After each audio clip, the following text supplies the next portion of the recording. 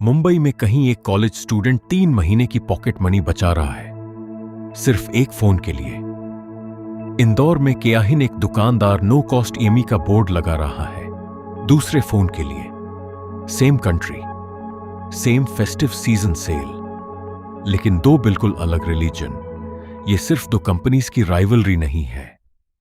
India में ये fight है दो अलग अलग आइडियाज के बीच कि फोन होना चाहिए स्टेटस सिंबल या फिर एक स्मार्ट डील। और जो भी ये फाइट जीतेगा वो सिर्फ मार्केट शेयर नहीं जीतेगा, वो जीतेगा दुनिया का सबसे ज्यादा इंपॉर्टेंट, सबसे ज्यादा brutal smartphone battlefield. Apple versus Samsung, the $1 billion smartphone war. जनवरी 2007। स्टीव जॉब्स सैन फ्रांसिस्को के स्टेज पे आता है और 3 ऐसे वर्ड्स बोलता है जो पूरी इलेक्ट्रॉनिक्स इंडस्ट्री को रीराइट कर देते हैं। An iPod, a phone, an internet communicator. IPhone सिर्फ एक प्रोडक्ट लॉन्च नहीं था, ये एक डिक्लेरेशन था कि फोन अब सिर्फ कॉलिंग डिवाइस नहीं रहा, ये एक कंप्यूटर है जो आपकी जेब में रहता है।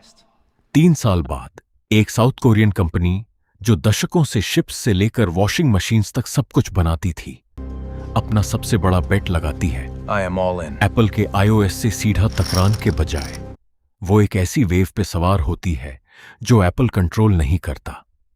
गूगल का एंड्रॉयड। 2010 में पहला गैलेक्सी एस पैदा होता है। सैमसंग का पिच शुरू से ही अलग था। ज्यादा स्क्रीन साइजेस, ज्यादा प्राइस पॉइंट्स, ज्यादा चॉइसेस। की फोन सीईओ के लिए और एक फोन उसके ड्राइवर के लिए। और यहीं पे ये ट्विस्ट आता है जो इंडिया को इस पूरी कहानी का सेंटर बना देता है। दोनों कंपनीज ने इंडिया में सिर्फ फोन नहीं बेचा, इंडिया ने इन्हें सिखाया कि दो बिल्कुल अलग प्लेबुक्स कैसे बनाई जाती हैं। The patent war. 2011 तक ये राइवलरी सिर्फ मार्केटिंग तक सीमित नहीं रही, ये बन गई एक लीगल जंग। एप्पल ने सैमसंग पे केस किया, इल्जाम लगा कि उसने आईफोन का डिजाइन कॉपी किया। राउंड कॉर्नर्स, आइकॉन ग्रिड, यहां तक की पैकेजिंग भी। सैमसंग ने भी अपने पैटेंट्स के साथ जवाब दिया। इसके बाद शुरू होता है टेक हिस्ट्री के सबसे महंगे कॉर्पोरेट लॉसूट्स में से एक। यूएस, जर्मनी, साउथ कोरिया और जापान की कोर्ट रूम्स तक फैला हुआ, करीब एक दशक तक चलता रहा। एक पॉइंट पे एक जूरी ने सैमसंग को एप्पल को $1 बिलियन से ज्यादा कॉम्पेंसेशन देने का ऑर्डर दिया। बाद में अपील में ये नंबर कम हुआ, लेकिन मैसेज परमानेंट था। ये अब तो हार्डवेयर पार्टनर्स की फ्रेंडली राइवलरी नहीं रही।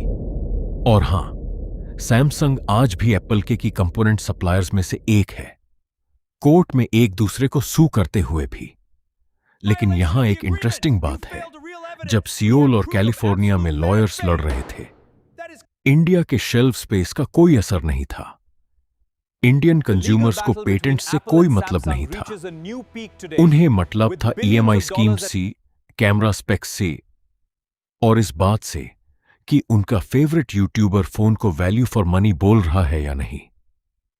The Indian battle ground part 1। India क्यों इतना इंपॉर्टेंट है, ये समझने के लिए चलिए 2016 में चलते हैं।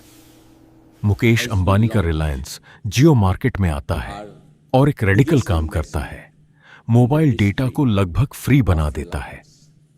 रातों रात करोड़ों इंडियंस बेसिक फोन से अपने पहले स्मार्टफोन तक पहुंच जाते हैं।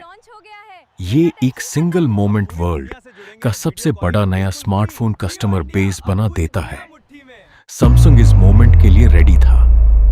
उसने पहले से ही सालों लगाकर फैक्ट्रीज, सर्विस सेंटर्स और एक ऐसा डिस्ट्रीब्यूशन नेटवर्क बनाया था जो छोटे शहरों तक पहुंचता था, जहां ज्यादातर ग्लोबल ब्रांड्स का नाम भी नहीं सुना गया था। लंबे समय तक सैमसंग सिर्फ इंडिया में आगे नहीं था, वो इंडिया के मिडिल क्लास के लिए डिफॉल्ट एंड्रॉयड फोन बन गया था। लेकिन सैमसंग की ये कंफर्टेबल लीड ज्यादा देर तक नहीं चली। चाइनीज मैन्युफैक्चरर्स की एक लहर आई। शाओमी, वीवो, ओप्पो, रियलमी के सिंपल अग्रेसिव फॉर्मूला के साथ फ्लैगशिप लेवल कैमरास और प्रोसेसर्स आधी कीमत में फ्लिपकार्ट के बिग बिलियन डेज और अमेजॉन के ग्रेट इंडियन फेस्टिवल पे एग्रेसिवली बेचा गया। इंडियन बायर्स, जो ज्यादातर प्राइस के लिए काफी सेंसिटिव होते हैं, बड़ी संख्या में स्विच हो गए। 2020 की शुरुआत तक सैमसंग को लगभग एक दशक में पहली बार इंडिया में टॉप स्पॉट से हटाया जा चुका था। The Indian battle ground part 2। दूसरी तरफ एप्पल एक बिल्कुल अलग गेम खेल रहा था। सालों तक एप्पल ने इंडिया को आफ्टर थॉट की तरह ट्रीट किया। भारी इंपोर्ट ड्यूटीज की वजह से आईफोन्स यहां भयानक महंगे थे, यूएस के मुकाबले में 30 से 40% ज्यादा। लेकिन 2017 के आसपास कुछ बदलना शुरू हुआ। एप्पल ने इंडिया के अंदर ही आईफोन्स असेंबल करना शुरू किया, पहले विस्ट्रॉन के थ्रू, फिर फॉक्सकॉन और टाटा इलेक्ट्रॉनिक्स के थ्रू।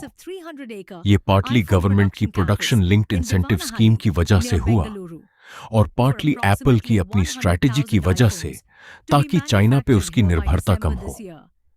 2020 के बीच तक इंडिया सिर्फ आईफोन्स बेच नहीं रहा था, इंडिया इन्हें बना रहा था। रिपोर्ट्स के मुताबिक एप्पल और उसके पार्टनर्स का टारगेट है हर साल करोड़ों इंडिया मेड आईफोन्स बनाने का, और एम्बिशन है कि आने वाले समय में दुनिया भर में बिकने वाले आईफोन्स का एक अच्छा खासा हिस्सा इंडिया में बने। अप्रैल 2023 में एप्पल ने इंडिया में अपने पहले ऑफिशियल रिटेल स्टोर्स खोले, मुंबई और दिल्ली में, जहां टिम कुक खुद आयल्स में घूमे, लोग उनसे हाथ मिलाए, सेल्फीज ली। ये एक सिंबॉलिक मोमेंट था। इंडिया अब ऑफिशियली एक प्रायोरिटी मार्केट बन चुका था, सिर्फ पुराने मॉडल्स फेंकने की जगह नहीं। और ये नंबर्स में भी दिखता है। इंडस्ट्री ट्रैकर्स के मुताबिक 2025 तक एप्पल इंडिया में शिपमेंट वॉल्यूम के हिसाब से अपना अब तक का रिकॉर्ड मार्केट शेयर तक पहुंच चुका था। वीवो और सैमसंग जैसे वॉल्यूम लीडर से अभी भी काफी पीछे, लेकिन मार्केट में किसी भी दूसरे ब्रांड से ज्यादा तेजी से बढ़ रहा था, ज्यादातर इंडिया के तेजी से बढ़ते प्रीमियम सेगमेंट की वजह से। सैमसंग इसके साथ प्रीमियम स्पेस में भी अपनी मजबूत पकड़ बनाए हुए है, खासकर अपने गैलेक्सी एस और जी सीरीज फोल्डेबल्स के साथ, और साथ ही मस और मिड रेंज सेगमेंट्स में भी डोमिनेट करता है, जहां एप्पल ने कभी सीरियसली एंट्री नहीं की। The marketing war. नंबर्स सिर्फ आधी कहानी बताते हैं। असली जुंग यह है कि हर ब्रांड इंडियन कंज्यूमर को कैसा फील करवाता है। सैमसंग की स्ट्रैटेजी हमेशा से रही है हर जगह मौजूद होना। क्रिकेट स्पॉन्सरशिप्स, फेस्टिव सीजन के टीवी एड्स, टियर 3 टाउन्स तक सर्विस सेंटर्स, और एक फोन हर प्राइस पॉइंट पे, तो 1000 रुपीस से कम से लेकर 1 लाख से ज्यादा तक। सैमसंग मैसेज और क्लासेस दोनों का फोन बनना चाहता है एक साथ। एप्पल का प्लेबुक इसके उलट स्केर्सिटी और स्टेटस पे बेस्ड है। लिमिटेड कलर्स, जानबूझकर लंबे अपग्रेड साइकिल्स, लगभग कोई डिस्काउंट नहीं, और एक ऐसी कल्चर जहां लेटेस्ट आईफोन रखना सही हो या गलत, ये माना जाता है कि आप लाइफ में आगे बढ़ गए हो। इंडियन मेट्रोज में व्हाट्सएप फर्स्ट कंट्री होने के बावजूद व्हाट्सएप पे ब्लू टेक्स्ट बबल का अपना ही एक क्वाइट सोशल वेट है, चाहे ज्यादातर इंडियंस कभी आई मैसेज टच भी न करते हों। यही है इस जुंग के दिल में इमोशनल स्प्लिट।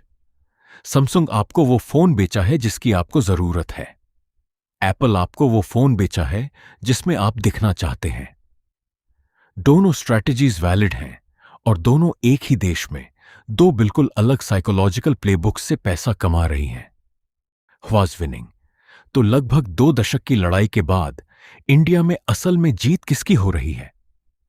अगर आप यूनिट्स बिकने के हिसाब से गिने तो सैमसंग आज भी देश के सबसे मजबूत ग्लोबल प्लेयर्स में से एक है। मास और प्रीमियम सेगमेंट्स में अपनी पकड़ बनाए हुए, चाहे नीचे से चाइनीज ब्रांड्स उसे स्क्वीज कर रहे हों। अगर आप पैसे के हिसाब से गिने, मार्केट की असल वैल्यू के हिसाब से, तो कहानी पलट जाती है। एप्पल काफी कम फोन्स बेचने के बावजूद अब इंडिया के टोटल स्मार्टफोन रेवेन्यू का एक डोमिनेंट हिस्सा अपने पास रखता है, क्योंकि एक single iPhone 4-5 entry level Android phones के बराबर वैल्यू का हो सकता है। और अगला बैटलफील्ड अभी से बन रहा है। फोल्डेबल फोन्स, जो लंबे समय से सैमसंग की स्पेशलिटी रहे हैं, अभी भी बढ़ते हुए कुछ चुनिंदा सेगमेंट्स में से एक हैं। और एप्पल भी रिपोर्टेडली इस कैटेगरी में अपनी एंट्री की तैयारी कर रहा है। इसी के साथ मेक इन इंडिया अब इन दोनों के लिए सिर्फ एक गवर्नमेंट स्लोगन नहीं रहा, ये असली फैक्ट्री फ्लोर्स बन रहा है, असली एक्सपोर्ट नंबर्स बन रहा है और एक रियल बेट बन रहा है कि इंडिया सिर्फ दुनिया का सबसे बड़ा नया कस्टमर बेस नहीं, बल्कि उसकी सबसे बड़ी मैन्युफैक्चरिंग बेस भी बन सकता है। शायद यही है इस कहानी का असली अंत, एक विनर और एक लूजर नहीं, बल्कि दो जायंट्स जिन्हें इंडिया की उतनी ही जरूरत है जितनी इंडिया को उनकी। इतना बड़ा, इतना यंग और अपने अगले अपग्रेड के लिए इतना भूखा मार्केट, ये सिर्फ ये डिसाइड नहीं करता कि $1 बिलियन वॉर कौन जीतेगा, ये डिसाइड करता है कि ये जंग आगे कौन लड़ पाएगा।